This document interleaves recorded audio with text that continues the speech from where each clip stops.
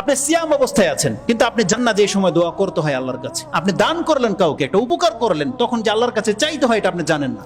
সেজদায় যে আল্লাহর কাছে বলতে হবে, কিছু চাইতে হবে, সেটা আপনার ফিল হয় না। অথচ সেজদাটা আপনার এত বড় একটা পাওয়ারফুল ইবাদত, যেখানে দোয়া করলে আল্লাহর কাছে পৌঁছে যায়।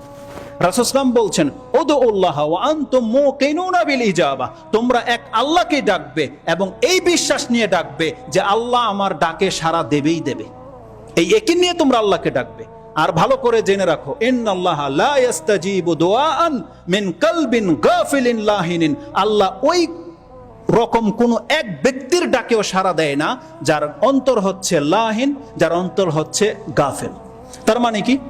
লাহিন হচ্ছে মূল্যবান বিষয়টাকে সে মূল্যায়ন করে না, সেটাকে খেলতামশা ভাবে। যেমন আজকে সময়ের মূল্য যে আমাদের কাছে কত এটা আমরা বুঝি না, সুস্থতার মূল্য যে কত এটা আমরা বুঝি না, সম্পদের মূল্যই বা কি এটাই আমরা বুঝি না, আমাদের জীবনের মূল্যটা কি এটা আমরা বুঝি না, মুসলিমের মূল্য কি এটা আমরা জানি না।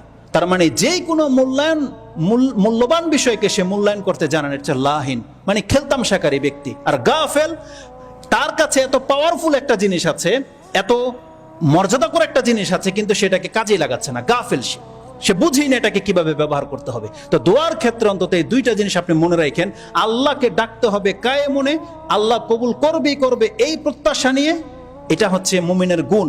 কিন্তু যদি আপনার অন্তর থাকে গাফেল আর লাহিন, দোয়া করতে হয় করে দিলাম, ওই যে সুবহান রাব্বিয়াল আলা 3 বার সেজদায় পড়তে হয় পড়ে দিলাম, না আপনি অর্থ জানেন আর এর প্রভাব আপনার জীবনে পড়ে। সেজদায় যে আল্লাহর কাছে বলতে হবে, কিছু চাইতে হবে, সেটা আপনার ফিল হয় না। অথচ সেজদাটা আপনার এত বড় একটা পাওয়ারফুল ইবাদত, যেখানে দোয়া করলে আল্লাহর কাছে পৌঁছে যায়। ওই সময় আল্লাহ অত্যন্ত নিকটে আপনার হয়ে যায়, অথচ সেই সময় আপনারা দোয়া করেন না কেন? গাফেল। কারণ আপনি জানেনই না আপনি কোন অবস্থায় আছেন, জানেনই না। আপনি সিয়াম অবস্থায় আছেন, কিন্তু আপনি জানেন না যে এই সময় দোয়া করতে হয় আল্লাহর কাছে। আপনি দান করলেন, কাউকে একটা উপকার করলেন, তখন যে আল্লাহর কাছে চাইতে হয় এটা আপনি জানেন না। তাহলে গাফেল এই ধরনের ব্যক্তিদের দোয়া কবুল হবে না। দোয়া করতে হবে অন্তর থেকে, আশা ভরসা নিয়ে এবং একিনের সাথে। এই তিনটা জিনিস যারা পুরা করবে, আপনি নিরাশ হয়ে যান না, আপনার প্রত্যেকটা দোয়া আল্লাহর কাছে কবুল হয়ে যাচ্ছে, কোনো না কোনো ভাবে সেটা প্রতিফল হচ্ছে।